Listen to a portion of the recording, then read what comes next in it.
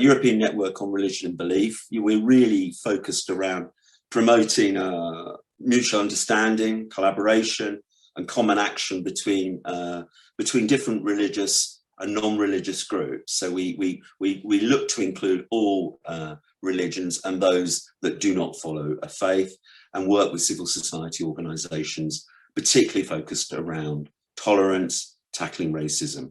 We have a small office in Brussels, where we have somebody based. We have an intern team who are with us today. Martina in Turin. Shall I just say hello? Shake your hand. We've got Claudia, who's actually in Brussels working for us. And we've got Elena, who's recently joined the team in Greece, who's doing some work around religious freedom. And we've got quite an exciting program that we're developing up with her.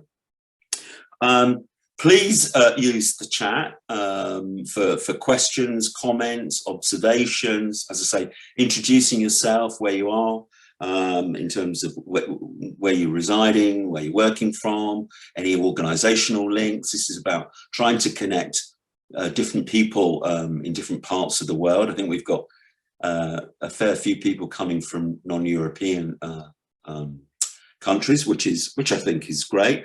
As we said in our invitation, we are recording this and it will go onto YouTube. So thank you for agreeing to be recorded. That's a good way of circulating what we're going to be discussing today. So we've got 30 minutes of discussion where we're going to focus on what Naved and Farid and Leyla are going to be talking about their new book. And our interns are going to be asking a few questions to them as well. And then we're going to really open it up for you to answer your questions as well. I've actually got a copy of the book. It's a beautiful thing. As I was saying to the authors earlier, I just received my copy yesterday. I think it's 238 pages. I think that's a good length for a book. And it's got 12 chapters plus the introduction. We chose to contact Farid and his colleagues about this book because we thought it was really, really important that we examine the development of Islamophobia and anti-Muslim racism within Europe. That was our context. And obviously this book is more of a global focus. And we feel that this anti-Muslim racism is really driving some very, very bad things in our neck of the woods in Europe in terms of right-wing extremism and nativism. And it's kind of infecting and poisoning in a very toxic way the political narratives that are developing in Europe, which are then being expressed in what's happening in real time in the elections that we've had recently. Sweden, Italy the other weekend. So some really very bad things that really begin to threaten, and the book looks at this, the whole liberal democracy that we feel is very important to try and support and maintain. So without much ado, we're going to ask Farid and Naved to introduce their book. We're taking it that a lot of people that are here today will have not read the book because it's only recently become kind of publicly available. So Naved and Farid, would you like to say something about kind of the key themes, the key concepts that you introduce in your book? Sure, yeah, I guess we can both comment on that. So I think one good place to start in terms of the book itself is just to kind of discuss what was the sort of the ideas around developing it. And so, myself, up until I would say the last 4 or 5 years, most of my research on Islamophobia was really kind of focused in on the Western context, looking at Canada, the US, Europe, places in the global north. And so back in 2017, I'm sure some of the people that are tuning in they probably heard of this genocide that took place in Myanmar, the Rohingya genocide. And I had an opportunity to kind of visit the refugee camps in Bangladesh. Almost more than 70% of the population of the Rohingya, they migrated in a forced migration to Bangladesh from Myanmar. And so I had a chance to visit this refugee camp, and I heard the stories, the firsthand accounts of survivors of the genocide, and that kind of inspired me to kind of learn more about what was happening there and what was that sort of the context around that genocide. A genocide doesn't happen overnight. It's a mass amount of violence in a short span of time, but it reaches a tipping point. It takes time for it to get there. And so I wanted to kind of explore this theme a little bit more, and then I began to see patterns in terms of what was happening in Myanmar and other spaces around the world. And so more and more, I think the idea that Islamophobia is not something that kind of has a monopoly in a Western context or in the global North became more of a sort of a reality by exploring that sort of that catastrophe. And then we have also other works that came out shortly after that time. My colleague Farid had published a book on Islamophobia in Muslim majority societies. So more and more, I think scholarship in the field kind of started to transition in the last few years to kind of look at Islamophobia as a more global phenomenon. And so that was the starting point for I think the idea around the book came from. And so we wanted to really kind of, I think, get some representation in different spaces to discuss this phenomenon of a global form of Islamophobia. So we made sure to kind of include spaces in contexts that aren't typically covered in the global South. And we also made an effort to kind of ensure that we had chapters that represent all 6 continents, with the exception of Antarctica. All of the continents were represented in this volume. So those are some of the thoughts behind it. So I guess Farid can comment on some more of the thoughts around that. Thank you very much, Naved. Yeah, maybe 2 more things to add here. First of all, thank you so much for having us here and giving us the opportunity to speak about our latest publication.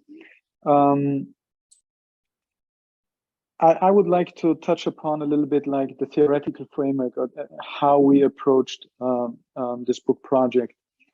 On the one hand, there is a shift that has been taking place in the research on Islamophobia, I would argue within the last 10 years, where a lot of scholarship, while previously, let's say before 2010, there was a lot of scholarship when speaking about Islamophobia, basically relating to this idea of prejudice and sometimes race.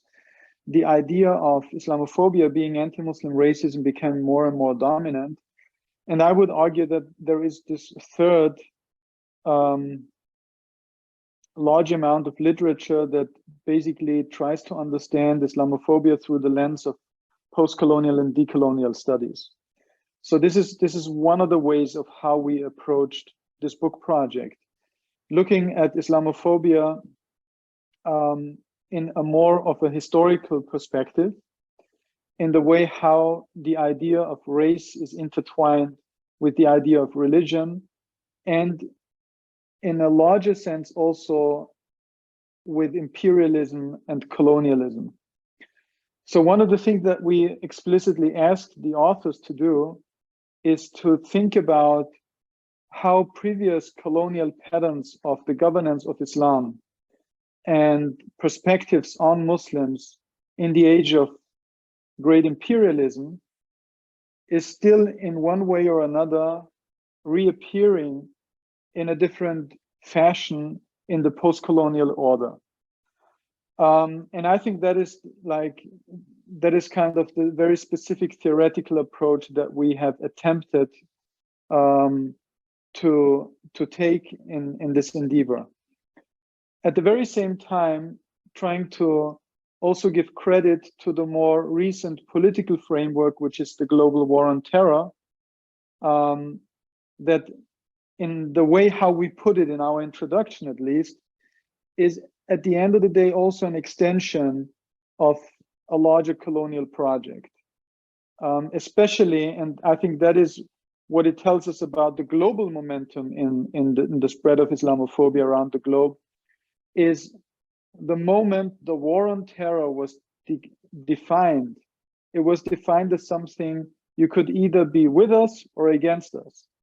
So in a way, George Bush's rhetoric from the very beginning on had only left the option for any country to be on one of those two sides. So a lot of the policies that are being discussed in this book, especially when it's about countering violent extremism, de-radicalization issues, like everybody in this world can relate to these notions. And the reason for that being is that the war on terror has become a global endeavor, right? So we discuss these notions as racialized categories that have first and foremost, but not only, harmed the Muslim population. And looking at the question of anti-Muslim racism or Islamophobia through that very specific framework, political framework. Yeah, thank you very much, Farid and Naved. I mean, the chapters are sort of broken up, aren't they, into 4 sections? Quite interestingly, I think it's in secular societies. I think you're looking at Canada. You're looking at Australia and the United States, and then you've got a section on former imperial states. So I think you look Netherlands, Austria, and the United Kingdom, plus France, etc. How did you decide on the countries that you wanted to include, and how did you decide on those kind of themes? I think the last, you're looking at formerly colonialized states from the global north, I think including Brazil, Paraguay, and Argentina, which is quite an interesting mix, South Africa, and then the last section about this breaking point, which I think you talk quite a lot about in the introduction. You're looking at India, China, and obviously what's been going on in Myanmar. So what were you thinking about the countries that you included, and how you got this book into those sections? So I think one of the things we want to ensure was that there was an equal representation between the global north and the global south. So we do have, I believe, in total, 7 countries from each, from the global north and the global south. So that was an important thing at the outset, because again, I think overwhelmingly the discourse around Islamophobia focuses, and the scholarship tends to focus on the global north. Even when you have edited volumes that look at kind of international or transnational Islamophobia, there's kind of an overwhelming focus on the global north. So we wanted to make sure that there was some kind of equal representation. So that was one component. The other idea was that these categorizations that you mentioned in terms of how we kind of engage in our discussion of Islamophobia, global Islamophobia. It's not to look at it kind of in terms of a spectrum or a linear a linear sort of from a linear perspective. It's more kind of looking at spaces that have similar historical legacies with imperialism or with colonialism, or that kind of have similar kind of political structures, which kind of you can draw parallels in terms of the manifestations of Islamophobia. So those were some of the ideas that we had. So in terms of, like, for example, the Islamophobian settler societies, those countries or those nation states, Canada, US, and Australia, they have similar kind of historical legacies of imperialism, of the decimation of indigenous populations. A lot of that sort of anti-Muslim racism that manifests there is driven through these ideas of national imaginaries around white supremacy. So that there's kind of a logical way to discuss these spaces by creating those categories. So that's some of the thinking that went behind in terms of the categorizations. But also, I think we were also very interested in making sure that we covered every continent.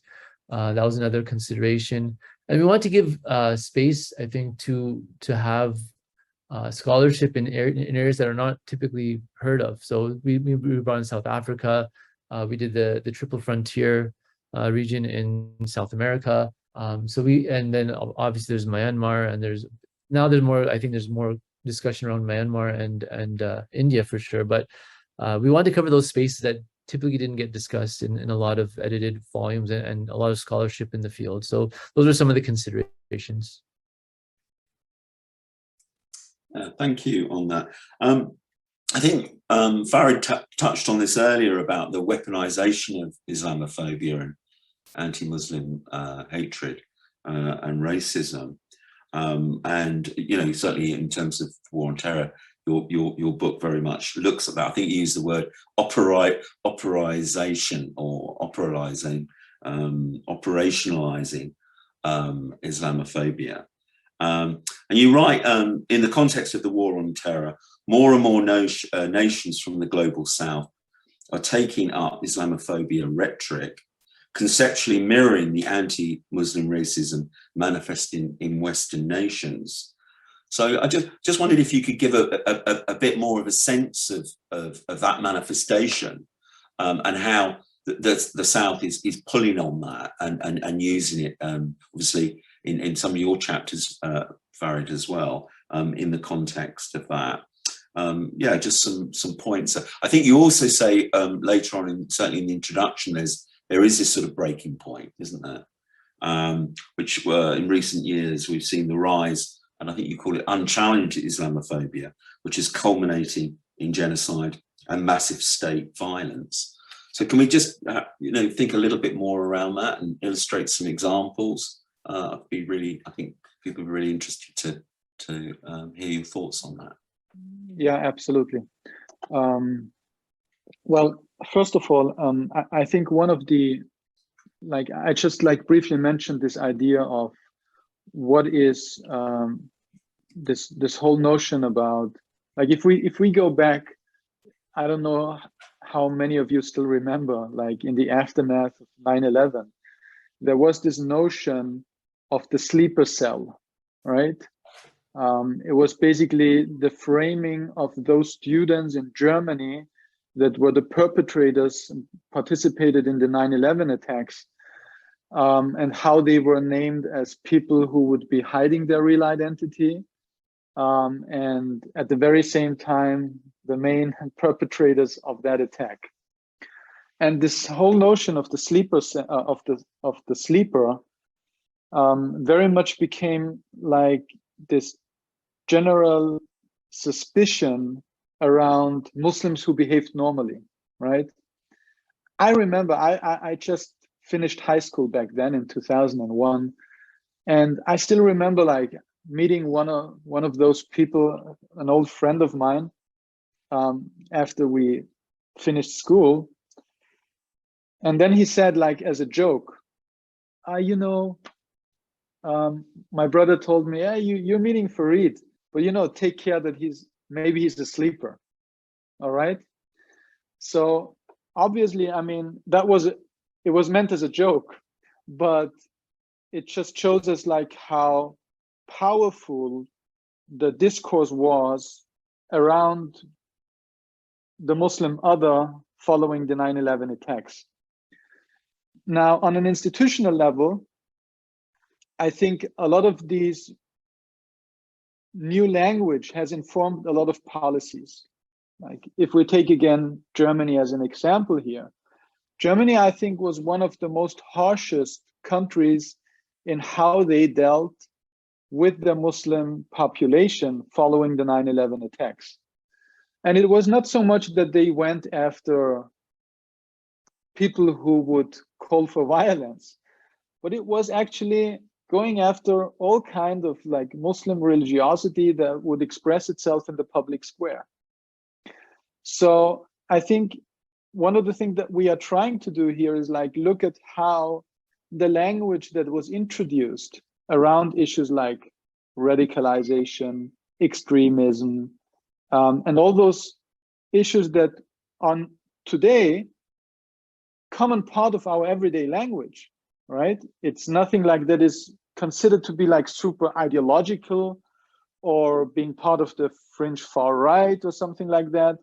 No, it is an accepted terminology to speak about what we would assume to be the reality, right? And in this understanding of the Foucauldian understanding of discourse, that centers of power are very much related to the way how we produce knowledge and how we are able to conceive reality and make sense of reality.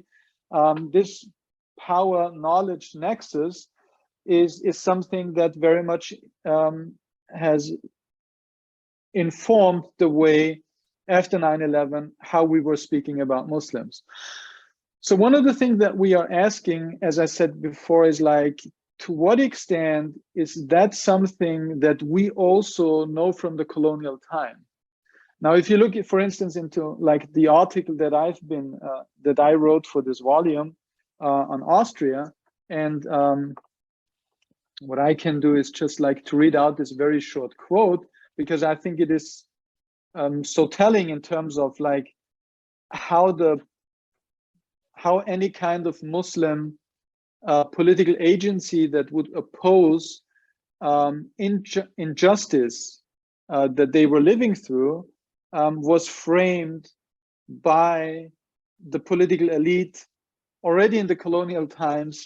And I think when we speak about our contemporary, there is enough evidence to show like how Muslims have been framed. So one of the quotes that I used here for showing that pattern, going back to the colonial time, is when there was this whole discussion when Austria, the dual monarchy of Austria-Hungary, conquered Bosnia and Herzegovina, which was to a large extent populated by Muslim people. One of the things that they did was trying to also restructure the religious institutions in that country in a way for them to better serve their political and economic goals, in order to be able in one way or another to make Muslim subjects loyal subjects to the dual monarchy. So that was a kind of like the end goal of this whole governance process. Now, obviously, there were also Muslims that would oppose that and who wanted to have their independency, retain their own local mosque structures, etc. So if you look at the public debate that happened back then, and this is where I give you the quote from an Austrian daily newspaper from 1908, they said, quote unquote, finally it should be mentioned that and they called it pan-Islamic current, can also be felt in Austria-Hungary and Bosnia and Herzegovina. Its spiritual carriers have not shown yet their faces. They're probably also to be found in a secretly operating religious political brotherhood, which is connected with religious political circles in Constantinople. This movement appears in Bosnia and the so-called Mansoura question, which is unmistakably pan-Islamic in character. Like if you look at these 3-4 sentences and you unpack it, you basically see all, like structurally speaking, in terms of the rhetoric, all these suspicions that we find in our current debate. Like there is this idea of having a hidden agenda. Like even if they can't name the people and all these structures, there must be something. There is a larger global community behind that, right? And they are bringing it to a level. And obviously we have to keep in mind that was also the age of when anti-Semitism was quite strong. So we all know of all of these kinds of patterns of thought from the anti-Semitic discourse that was very hegemonic back then. And you know, in many ways, I think that reminds us of today how the Austrian government deals with what they call political Islam, right? Yeah. It is like as if nothing had changed throughout those 100 years plus something, right? And that is something like that we really wanted to show, like how in an institutional manner we can see the resurface of those strategies reappearing in our contemporary time. And I think that is really something that I think a lot of the chapters here in this book do.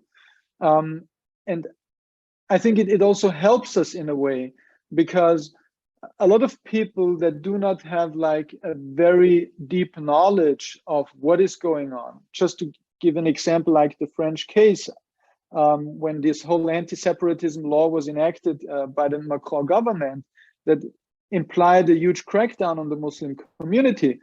A lot of people would generally say, oh, all right, I mean, they have a reason to do that. As much as that was like the governing logic after 9/11. Well, there must be a reason. Well, right, the hijackers came from Germany, right? So it's like, you know, they always try to connect that to the reality on the ground and how all of these instances of violence have been framed in the public square. And I think it really helps, you know, going back in history and showing how these patterns of fighting political opposition really have a longer colonial history, and are in a way showing us a different dimension also of the struggle that a lot of Muslims are going through in our time. Yeah, I don't know if that helped a little bit, but or if there is any other layer in that debate that is of interest to you. Thank you very much, Farid. I didn't, Naved, did you want to add anything further to that? Yeah, just I think Farid did a really good job of kind of discussing how that sort of these ideas are sort of, these concepts are just kind of repeated and repackaged in different ways, and really how what we see in the war on terror, it's a kind of a reformulation or sort of invigoration of imperialist sort of endeavors, right? So but one thing that's interesting is that even those spaces, so I think a lot of that sort of historical background with imperialism, you see that we kind of re-emerging in those spaces that have that history of colonizing Muslim majority nations. So specifically France, the UK, Netherlands, and Austria, which you know, that's one of the sections of the book.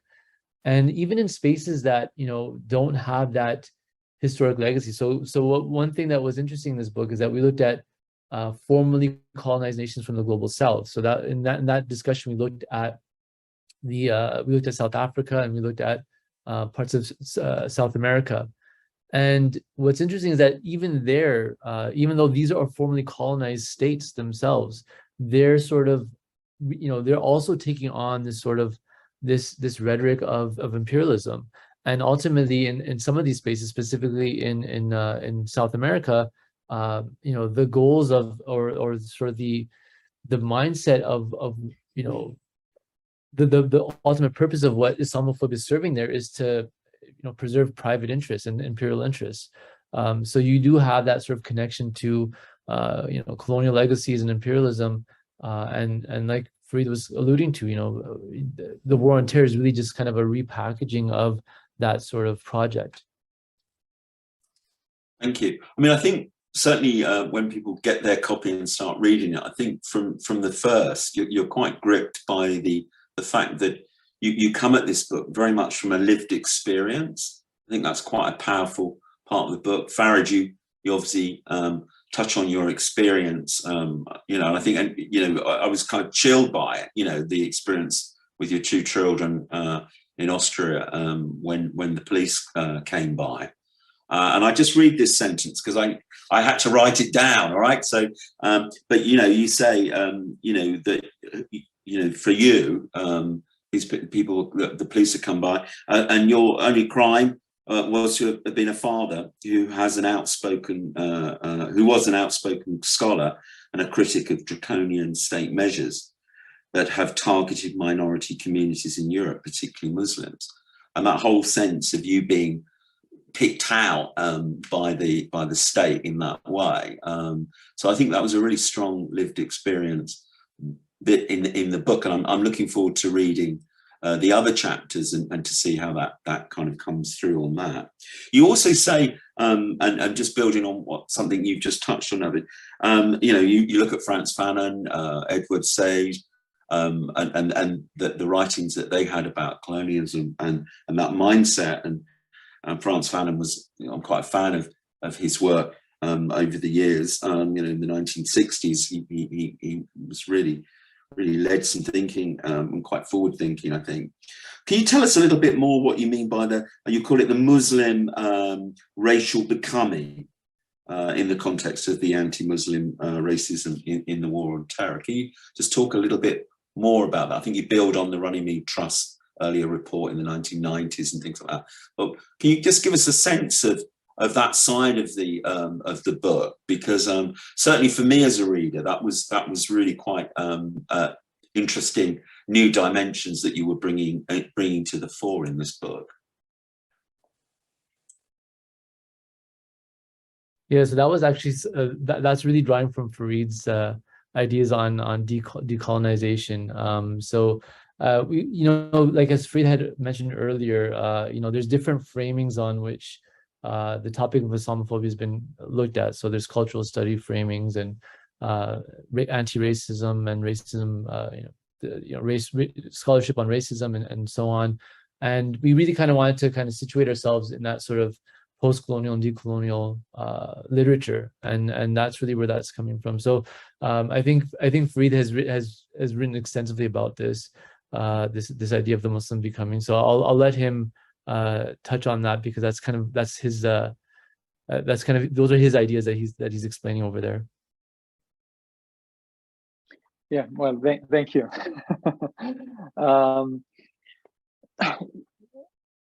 The idea of the racial becoming is something that we have used drawing on Junaid Rana's work.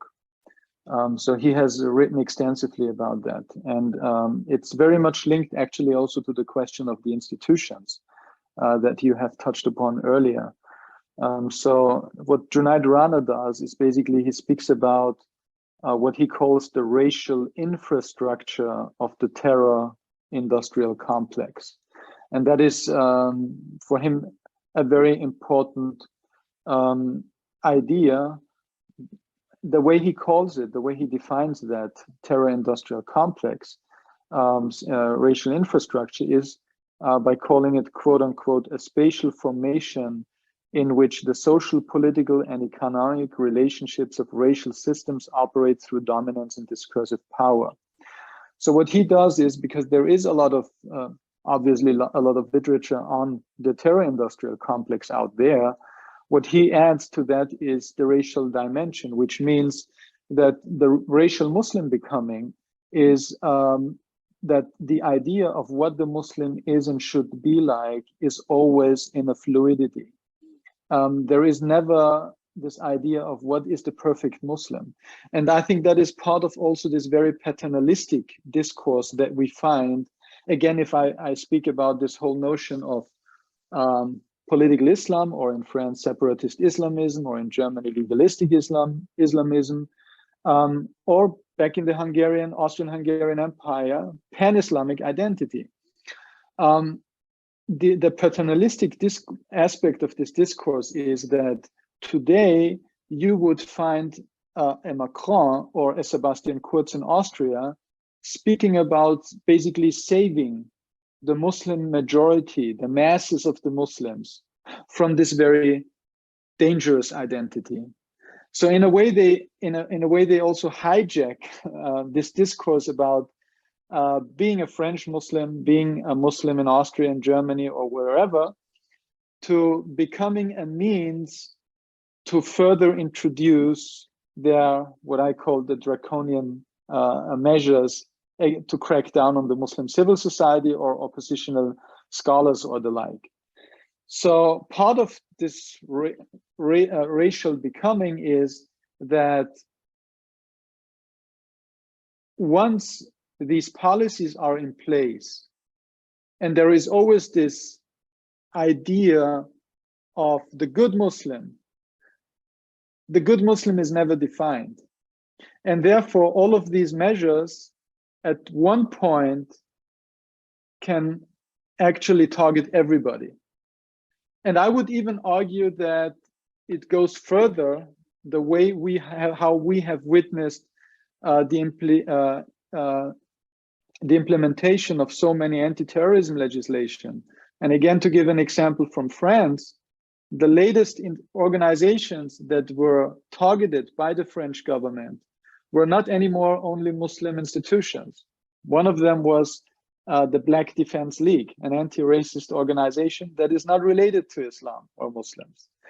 So what this whole terrorism complex is allowing is basically this to give power to the state in a way that he can continuously expand his sphere of intimidation of anything that he conceives as being a threat. So in a way, this racialization does not stop with the Muslim. That's maybe another aspect that we have not discussed, like in this book explicitly, but hinted to in some way. And I think we can, as I just mentioned, also see how it plays out in recent reality.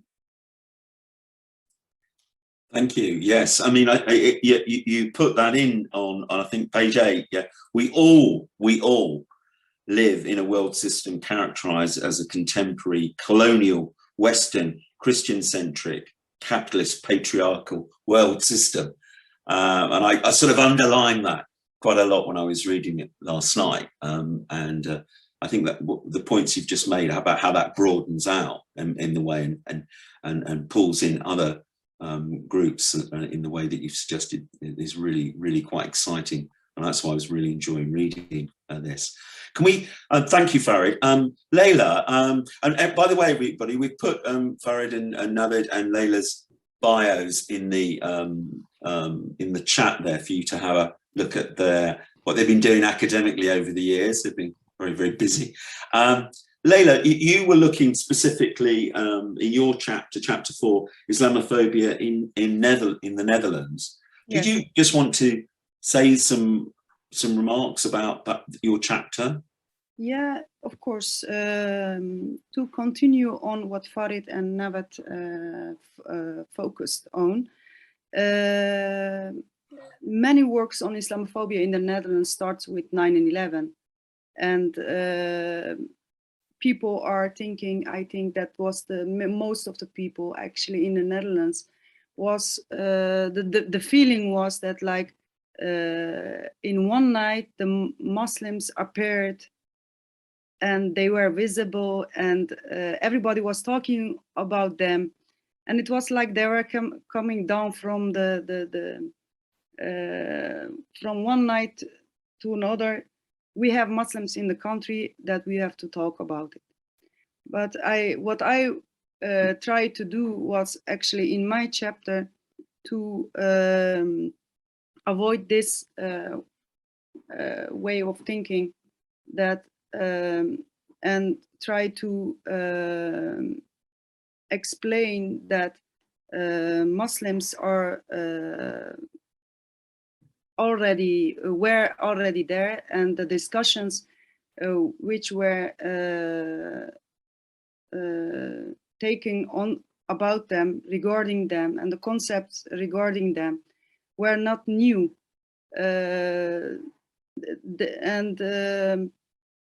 In order to explain that, I focused mostly on the colonial period and try to explain how from the beginning on, how the attitudes towards Muslims in the colonial country was.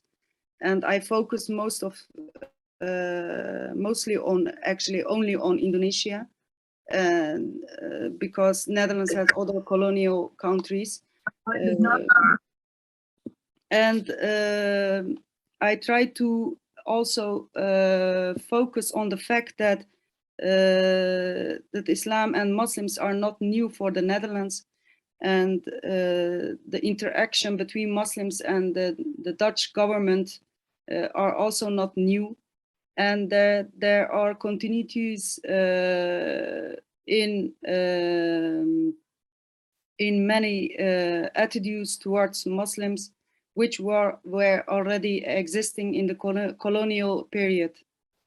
Farid just talked about pan-Islamism and about he gave the example of the Bosnian about the can you maybe repeat that, Farid, about the expansion of the Austria of the Bosnia and the fear for the pan-Islamism, as I understood.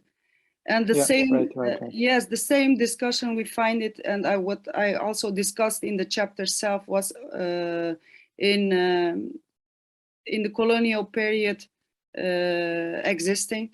The Netherlands was actually discussing, and I think for a while they tried to restrict the pilgrims to go to Mecca because of the fear of being influenced by pan-Islamism in Mecca.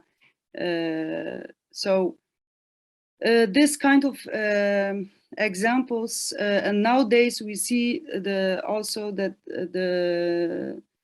the fight against the political Islam in the Netherlands, which shows itself in the discourse on Salafism. The link Salafism is bringing to radicalism and terrorism. The Salafi mosques are stigmatized by the politicians and media for being radicalized and being breeding houses for the terrorists. Furthermore, I also focused on the 19th, and the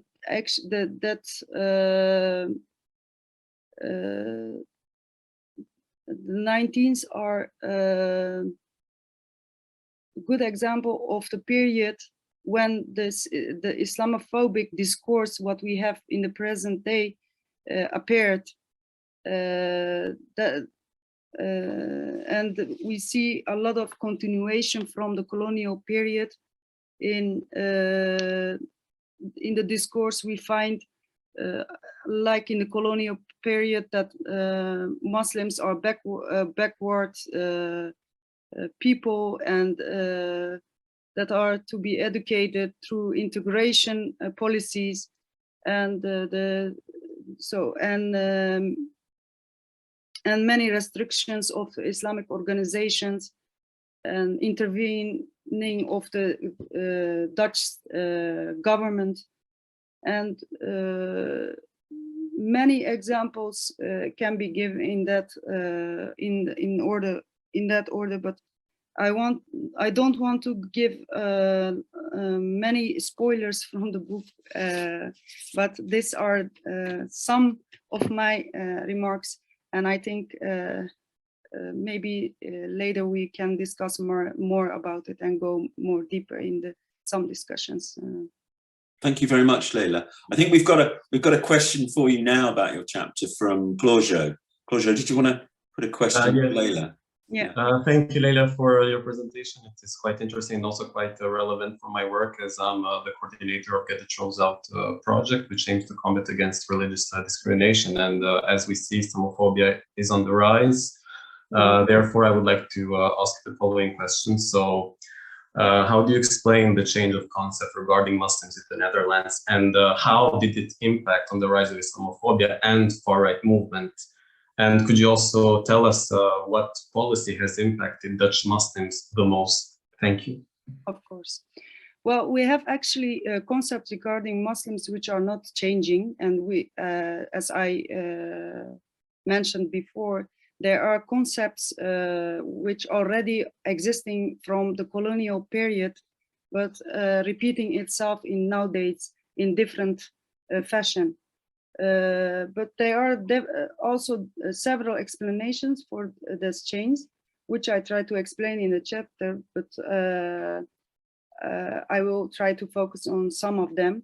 And as I just said, three main periods are very important in the concepts regarding the Muslims. The one is the colonial period, and the second is arrival of guest workers, their settlement, and thereafter the 1990s, where the discourse started to harshen it, and where the guest workers started to be Muslims. Their religious beliefs became more visible and were more discussed, and they were not anymore immigrants, guest workers, but they were Muslims that have to be managed through integration policies. Some developments and events like guest workers and their settlement, I mean with that think on the institutionalization of Islam, for like building mosques and Islamic schools, religious schools, and with this they became more visible.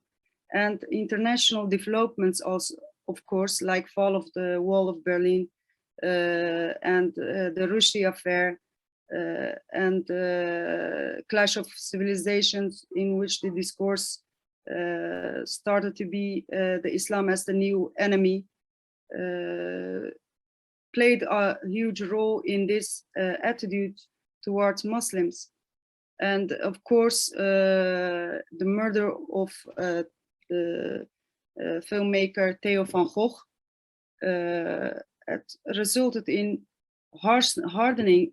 And actually, we cannot call it changing, because I tried to emphasize that also in my chapter, that there is not a changing, but hardening and more normalizing of Islamophobia in the Netherlands. Furthermore, what I can mention here is of course, the integration policies, which were became more and more important after 1990s, because they have to be educated. But after a while, and especially after 9 and 11, being a well-educated Muslim Dutch citizen was not enough. A good Muslim was a Muslim who was very critical about Muslims and Islam, and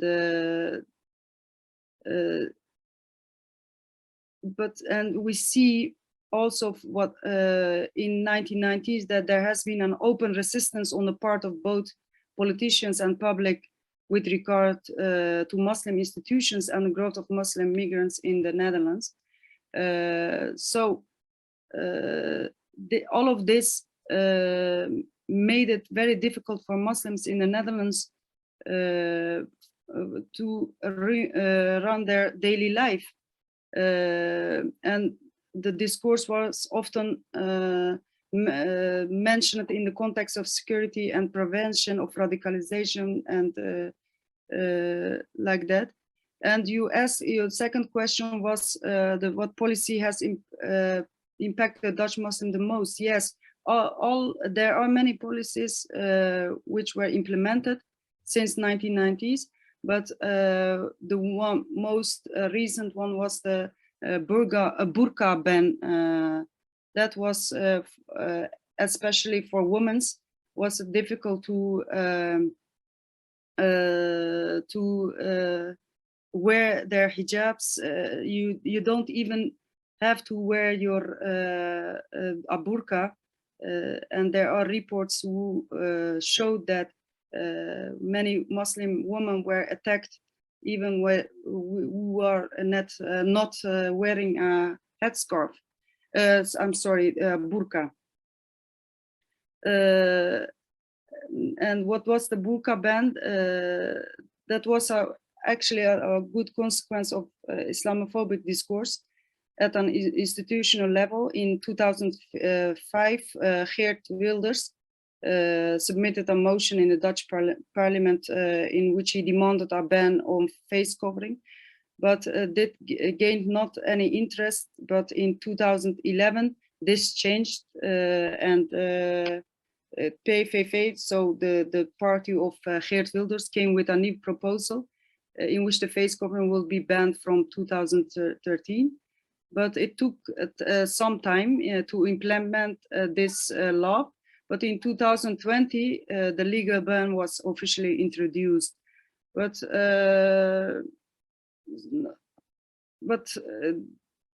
furthermore, the government was of the opinion that face covering clothing could be a hindrance to surface and safety. That was the main reason behind this ban. But surprisingly, in time of global pandemic, it turned out that to be impossible to enforce this law. Although the text of the law was stated in neutral terms, it was aimed at a specific group. It is very obvious that at the national government website, the ban was described as the burqa ban or the niqab ban.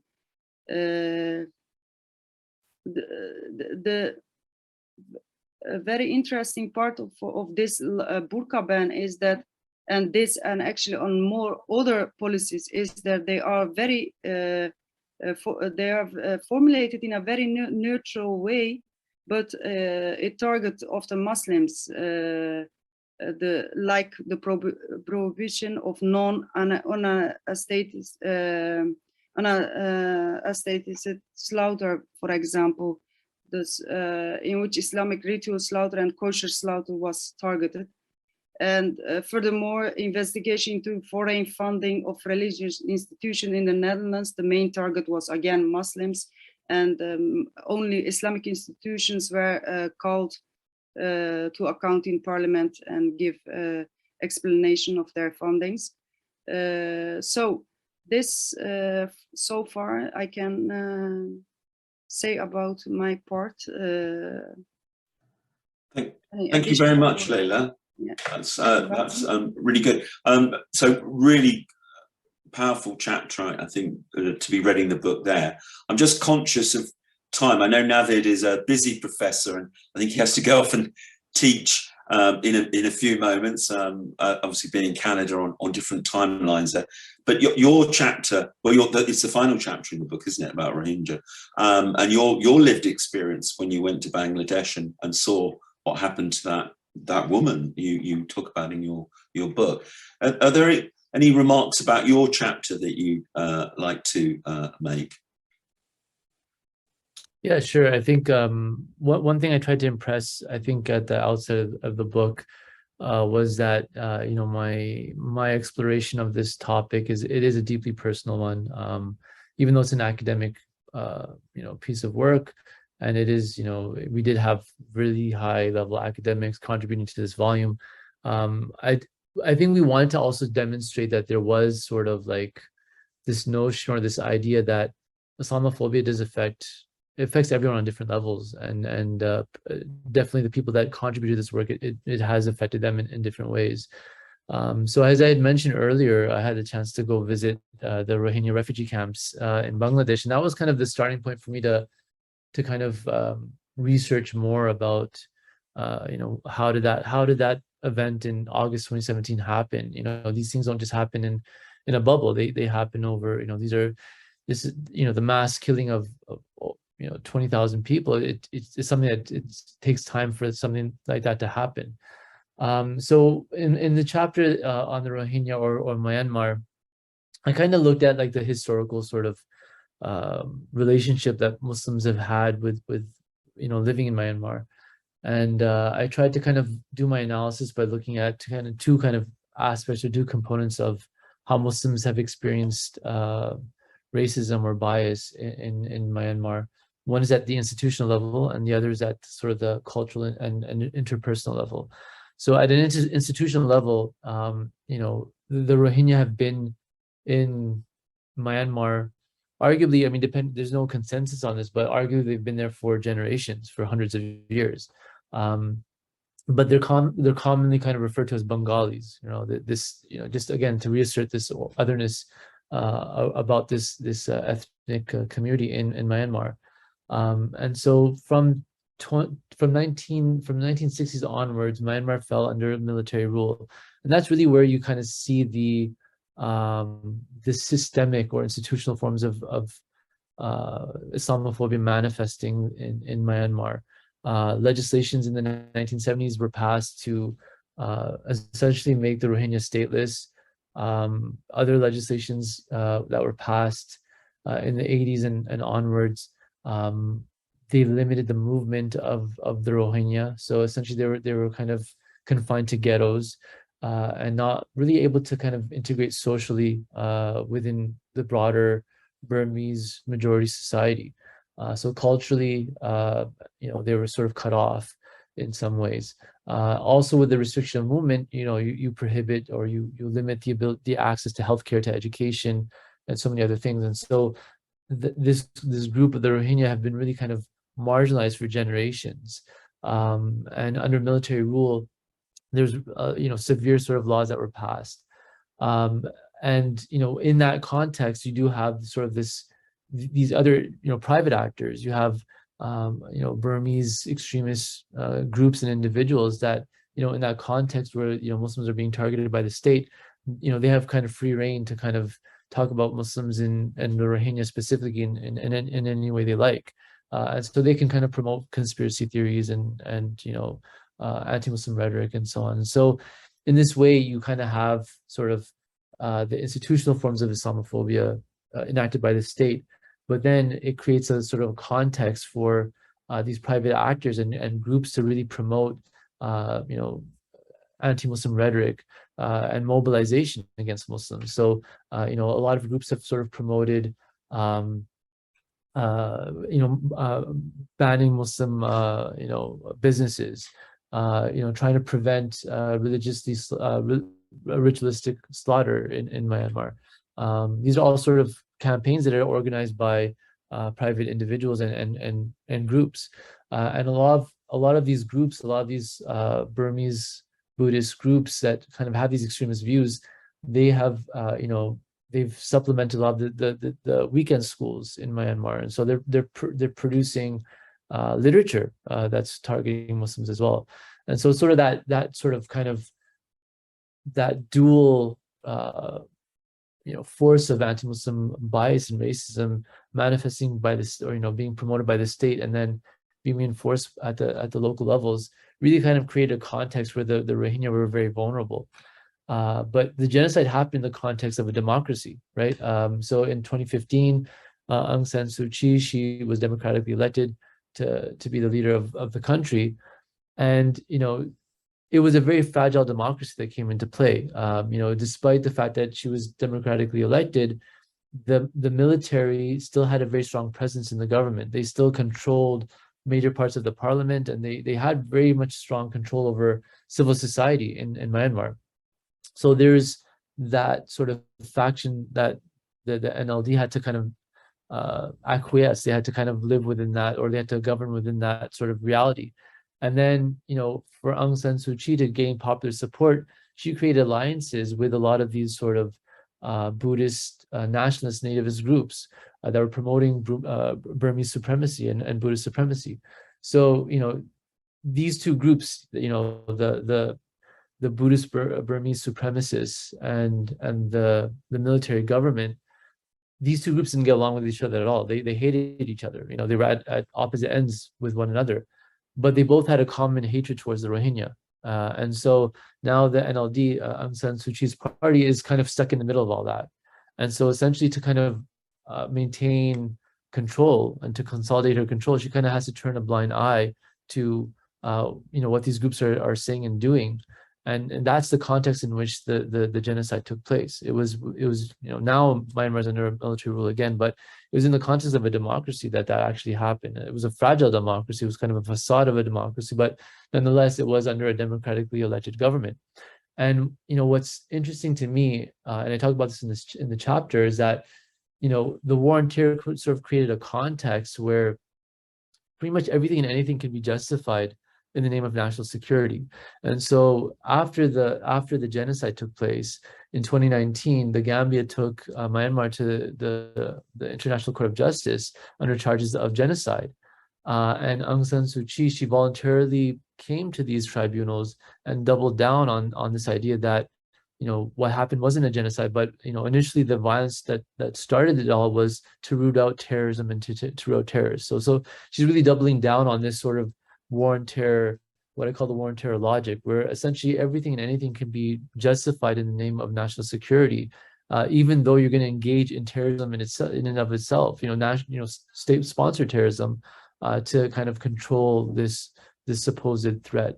So yeah, those are some of the kind of ideas I tried to get across in that chapter. Thank you very much, Naved. I look forward to reading what I think is going to be a tough read, but I look forward to reading that. Just before I call Eleni in for her question, we've got a question here from Arif. Arif, do you want to put your question or yourself, or shall I read it? I think I better read it. Arif asks all the speakers, very engaging, you're very engaging, that's nice. What obstacles did you as authors have to overcome in your research and when you published the book? Were there any pushbacks, overtly or covertly? I guess I could talk on this. So, so I think for anyone that's doing research and scholarship in this field, that are academics, you really kind of have to find spaces for your work to get published in general. So there's always that sort of challenge, I think, there, to find, where is it that these sort of discussions and this discourse can really find a place. So in general, I think most scholars and most academics, finding spaces where they can talk about these issues is in of itself a challenge. Even just finding academic work, it's difficult for a lot of academics to find positions in academia because they're talking about these specific issues. So I think in general there is those sort of challenges that exist. In terms of this specific work, we were very specific in reaching out to certain. We didn't send it to dozens and dozens of different publishers. We really kind of wanted to focus in on publishers that have commitments to social justice, to anti-racism work, that would find we want to find the right publisher because they would support that type of work. So I think we really only approached maybe 3 or 4 publishers, and I think, at least for myself, and I don't know if it's the same for Farid, but for myself, I felt Manchester was the best place to get our work published because they do have these sort of commitments, at least from what I've seen, and they have published work similar in that field. So so finding the right place, I think that's a challenge in and of itself. And in general, just getting your work out there and having this sort of putting that voice out there, it is a challenge for sure. Thank you. And you're hoping it's going to be a paperback sometime soon, which obviously will increase its ability to be read by lots and lots of people. Elena, do you want to just put your question to Naved? Yes, just a quick question. First of all, congratulations, and congratulations to all. You are dealing with very contemporary issues. And my question is that, I see that this issue is very much connected with the refugee crisis. So I'd like to ask you if we have cases that show how this minority is treated by the other states regarding their refugee status.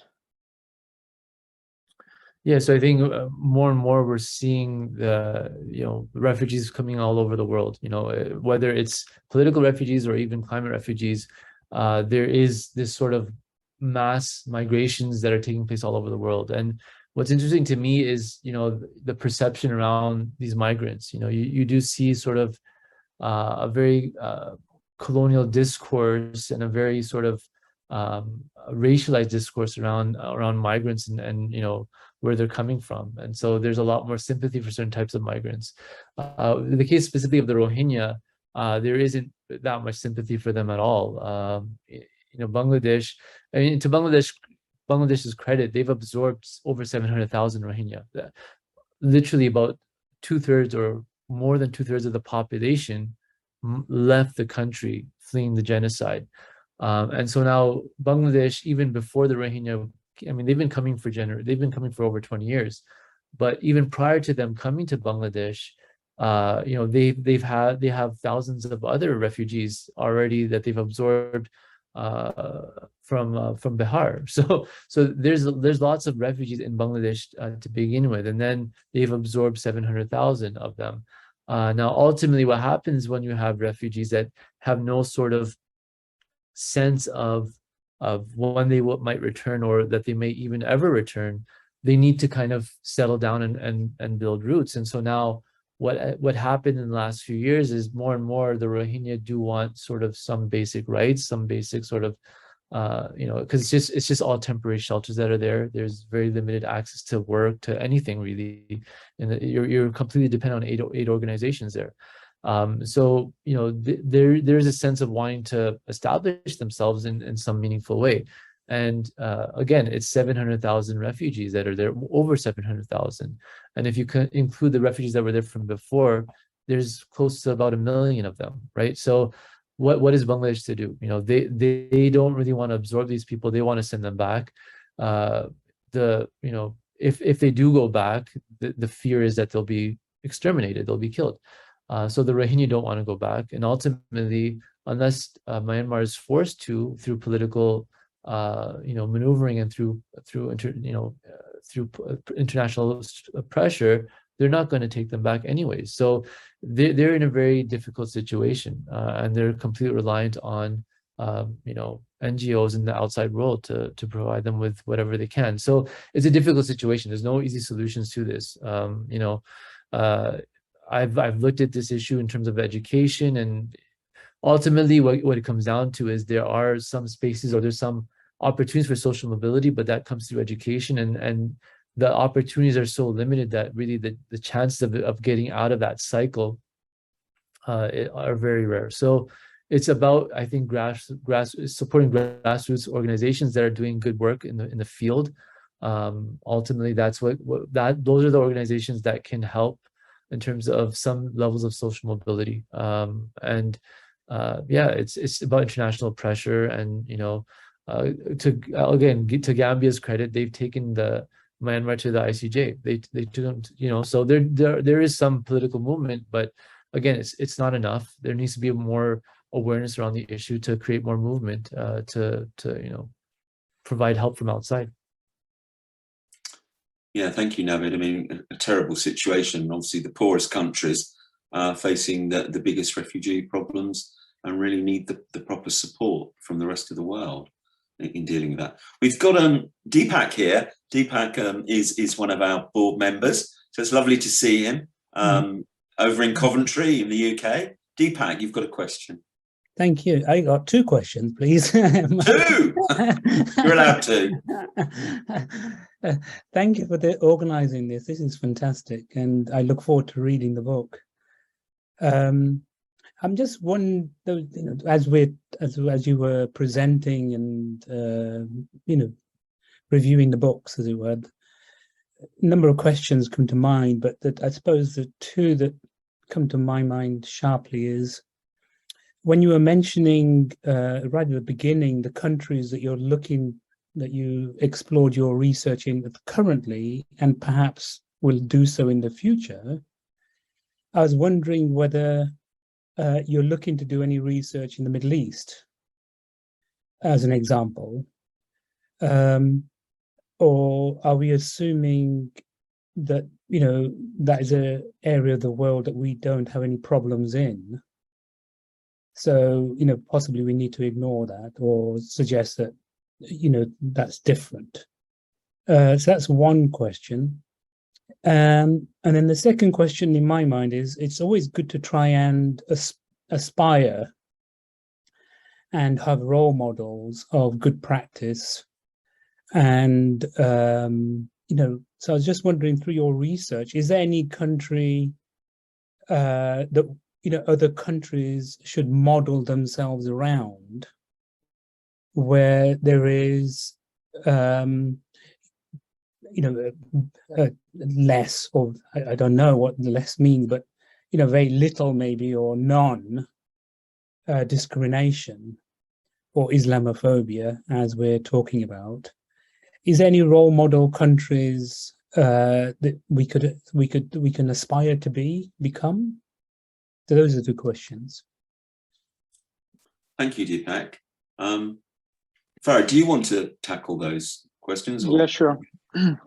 I mean, I just included in the chat the link to a previous volume that I had published together with Enes Bayrakli, which is on Islamophobia and Muslim majority societies. So we were actually quite interested in looking at how can there be a meaningful way to address this issue of Islamophobia in countries where the Muslims actually are the majority, and a lot of them are actually from the MENA region, regarding your question.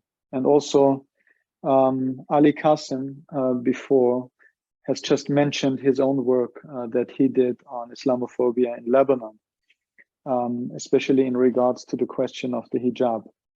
So I think that clearly answers the question in terms of how relevant is that of a theme also in terms of this area or the world. So yeah, it absolutely is, and there is a lot of problems going on there. And you might even say, you know, in some countries, like long before we have seen similar policies being implemented in Europe, a lot of these policies were already there in the Muslim majority countries. Right? Take Tunisia as an example of the hijab ban. Take Turkey as an example. It is by no means in any ways like a Western thing, rather to the opposite. Still, I think, and that was also the lens that we took for analyzing Islamophobia in that area of the world. What we did is, again, take the decolonial lens, because I think, again, that is one of the ways how we can look at that. Obviously, being very much related to the post-colonial, and very often, if not necessarily in an intentional way, but a westernized fashion of how the nation state should look like. And I think it has a lot to do also with the emergence of the nation state itself, and how religion was given a specific place also within the nation state, how it has to be governed from the state authorities. So I think that's in terms of, yeah, the question, like one of the first question. I would also like to say just a few words in terms of what was discussed before, like what is the reaction that people get when they are discussing Islamophobia? What do scholars go through? And you know, before I was speaking about like this idea of political Islam, and political Islam in the analysis that I did on the Austrian case stands basically for three things. First, it stands for Muslim visibility in the public square. So it is, for instance, like the mosque that is visible, or the hijab that is visible. Second, it stands for organized Muslims who care about their religion, and also do not do that in the underground, but rather in the public space. So it's not about, like, the allegation is not that Muslims are hiding, they are creating their own spaces, but rather that Muslims are building institutions, and they want to be treated as much as other followers of other religions are treated. And the third aspect is, and this is where I want to connect this question to the question of like how we talk about Islamophobia in the public, is political Islam is also referred to people who are doing work on Islamophobia.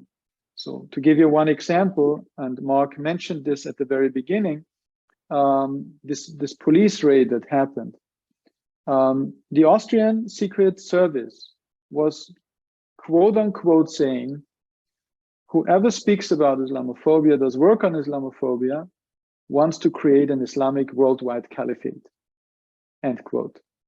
So in a way, and that is also, it's not only the Austrian Secret Service that did that, it was even a regional court in its decision that would use this rationality in order to legitimize why there is this investigation regarding the suspicion of terrorism still ongoing.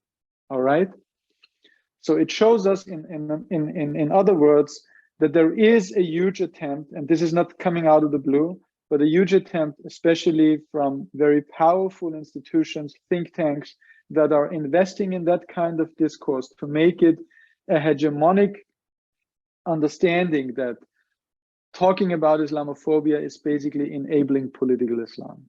All right. And that is something that is not unique to the Austrian case. We also have that for the French case, where the Macron government closed anti-Islamophobia watchdogs, went after institutions that were fighting Islamophobia. We also have that discourse, as we have discussed last week on the panel on this, etc. All right. So I think still, like, I wanted to mention that because I think it is important also to understand like what kind of specific pushback there is for scholars and scholar activists who are talking about Islamophobia. Regarding your second question, is there an ideal place? I'm coming now not from the angle of our book, but just to include that in our discussion here.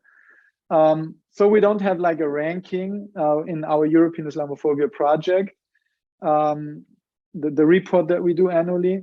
Still, I would say there is a country where it is very difficult to live as a Muslim, and there is a country where it is the easiest. And I would say at the poles of those two extremes are France on one hand, which is very tough on organized Islam, and on the other hand, Portugal as a country where we could not even find authors to write about something because they felt, well, broadly speaking, there is no issue here, right, that we could even cover. I don't want to idealize it to that extent, but still comparing it to a lot of other European countries, I think you can see that there is much less problems in terms of an institutionalized form of Islamophobia. But nevertheless, like a very general point, I think when we're speaking about this very specific way of criminalizing Muslimness, the way it is done in Europe, I think those places are most interesting to look at, where there is much more space for private religion, where there is much less intervention of the state in religious affairs, and therefore there is much more freedom of expression and freedom of religion institutionalized in the society.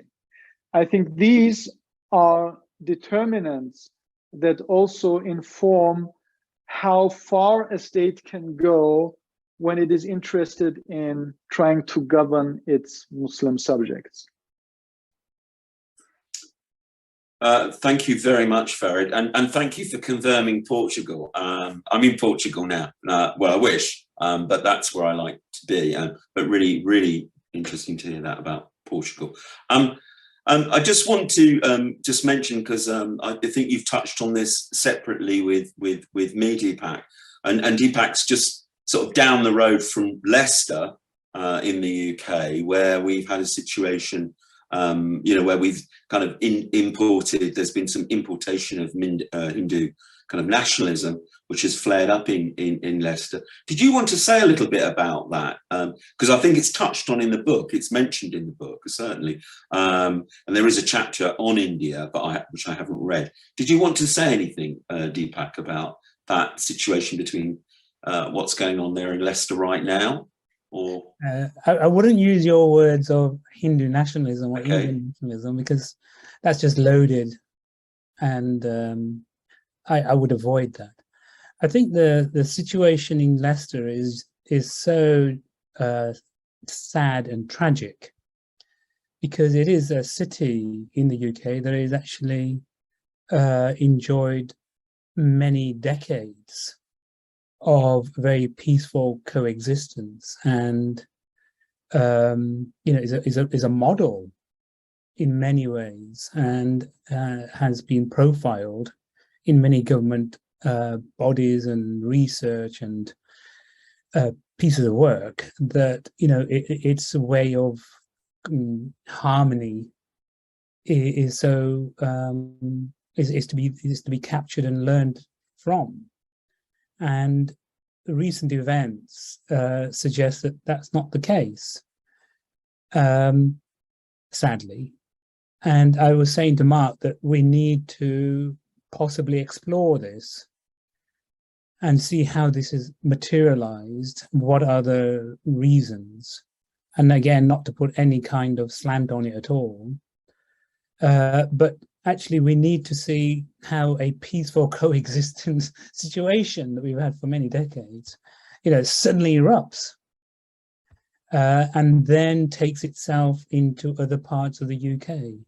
So I would suggest to Mark and other people that we need to be wary of this. We need to be conscious of it. And the ENORB with others should be actually coming together and have a very good quality reflection and possibly a program of work to actually look at this into more detail. That's what I was suggesting, Mark, and I hope that we can do that from a board level. But thank you for that. It's just trying to understand why this is happening. Yes, thank you very much, Deepak, and I'm absolutely, you know, up there for doing that with you. I've got to, I'm conscious of time now, and Martina, one of our interns, who's in Italy, she's just, in 10 minutes, I think she's going to run out into the streets of Turin and do some demonstrating. But we've got a question, particularly in relation to Farid's chapter on Austria, haven't we? Yeah. First of all, thank you for your contributions. Very interesting and important right now. I read the chapter about Austria, and that's one thing that particularly hit me. Not that it's not something new to me, but hit me again, I would say. And that's the, I would say, the use of EU values to legitimate anti-democratic, actually, measures. And measures that are targeting particularly Muslim people. So, for example, a European value as gender equality is used particularly against Muslim women. And so my question was, do you have an idea, or do you think it's important to reframe European Union values? Do you have any idea how can we do that? Also in the light of what you were saying before about decolonization, do you think that that could be some space to decolonize European Union values? Well, thank you so much for this question. I think that is a very important aspect. And to be honest, I'm always very reluctant to speak about values. I think values is something that is very often very weaponized by different political actors, and I would argue also by European institutions or nation states, and you know how the way we refer to Western values. Very often this is in a very exclusionary way. So it basically means, well, if we speak about European values, it's like, you know, all those who we conceive of as being non-European, they are not part of us, you know. So I think very often it has this very exclusionary implication. So therefore, I do not even refer to values and use that kind of notion. I think in many ways when it you know, because the way how that becomes weaponized is when we see, for instance, how certain legislation is implemented and enacted upon after having a larger public debate about something. You know, for instance, tests for immigrants who have recently arrived, and then you have, you know, these value tests in order to see like if they have really like mentally arrived, sort of these things. And very often I think that's in a way a racialization of certain policies that are in place. So I would rather opt for completely missing out the mention of values. I think for us, like, let's take the example again, what is also part of this book, of terrorism or anti-terrorism legislation. A lot of these legislations, again, are legitimized by drawing on this idea of the defense of European values. You know, Bush has called it, this is an attack on our values, our Western values. So, and even the whole notion of terrorism, I question it, right? Because, you know, every kind of legislation, every constitution normally deals with issues of violence. The reason why we bring in terrorism as an idea is in order to reframe violence as being something special. You know, terrorism is nothing else but Muslim violence in a lot of cases.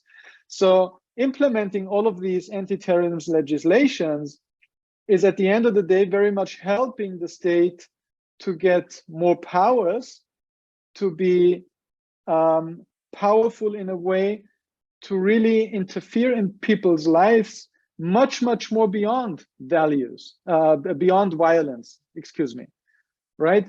So to give you, again, an idea of what, like, connect that with what I've discussed before. If speaking about Islamophobia is an aim to create an Islamic caliphate, as the intelligence service argues, and one court argued, then actually the state allows in itself to minimize freedom of speech, to cancel freedom of speech. And that is nothing else as the empowerment and the expansion of the spheres of power of the nation state. So I think in many ways, not only when we speak about values, even when we speak about terrorism as a terminology, I think there are a lot of things that we have to question and critically discuss and re-examine, and maybe also to give up, because it's not helpful, but rather helps unjust patterns to be reproduced and to be expanded.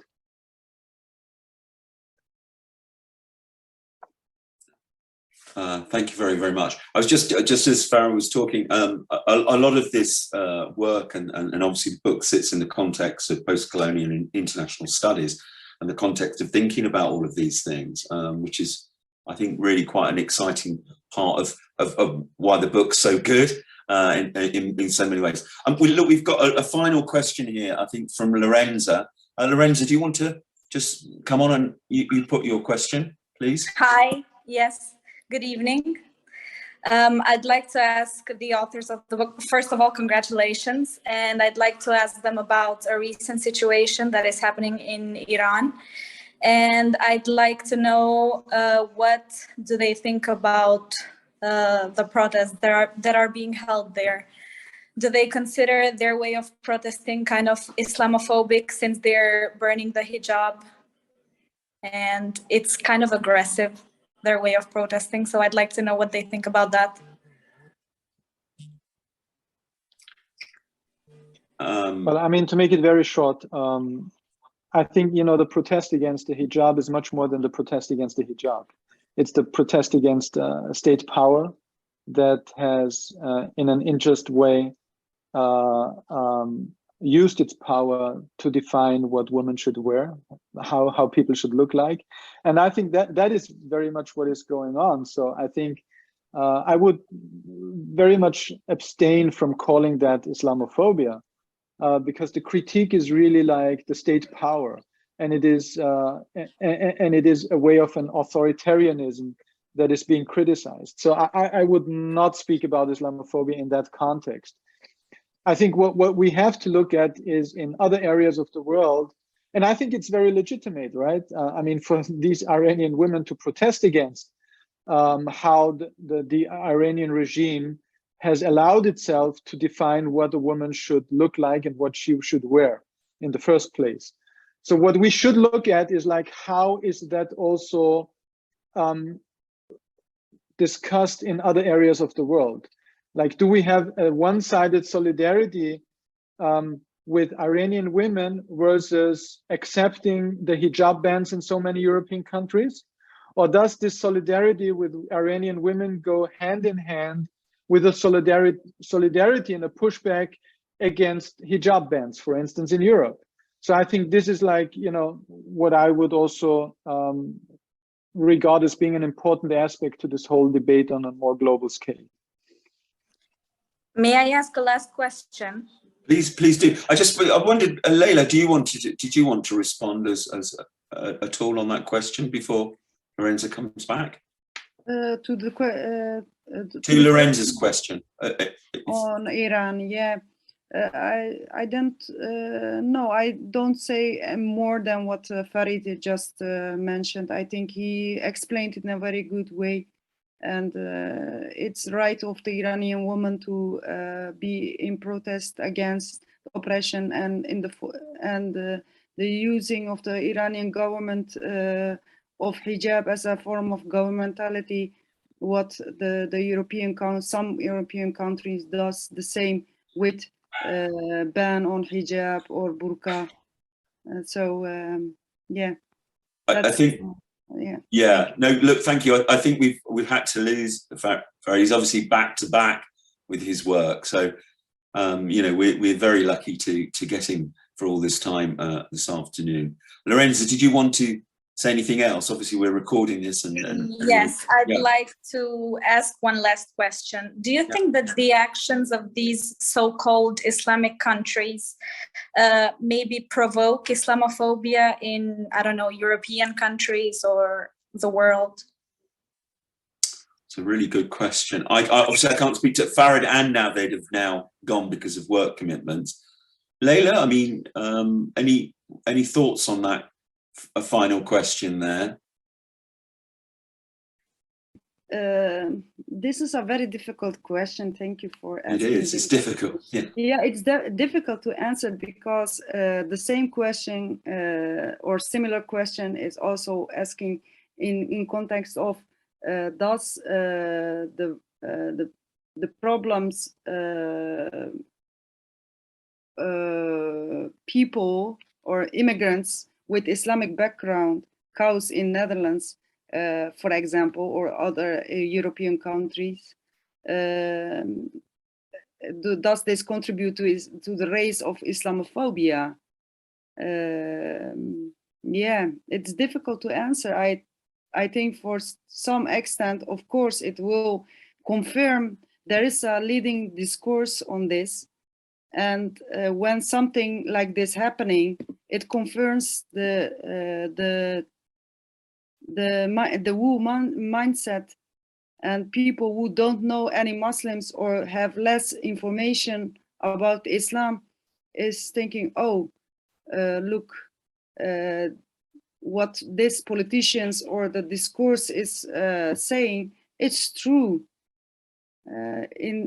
In so far, I think it has some contribution to the rise of Islamophobia. Well, look, thank you very much, Leyla. Look, thank you. Sorry, but that's not the only explanation of the rise of Islamophobia. Maybe a very small part. Yeah. Okay, thank you, Leyla. Thank you for all of your time. We've been here nearly an hour, well, over an hour and a half. So we will have a recording. We'll share it with you. We'll share it with the people that couldn't make it along this afternoon. We've also got on our website a recording of our last week's session looking at the European Islamophobia report. So, you know, go and have a look at that. There was some other contributors there. Farid was there as well, but other contributors as well. So thank you very, very much for your time. And please keep in touch with the European Network on Religion and Belief. We've got your emails, so you'll probably hear from us about other things that we're doing and going forward. So all the very best to everybody, and thank you very much indeed. Take care. Bye. Thank you very much for having me. Bye. Yes. Bye, Leyla. Thank you very much. Bye, Deepak. I'll be in touch with you very soon.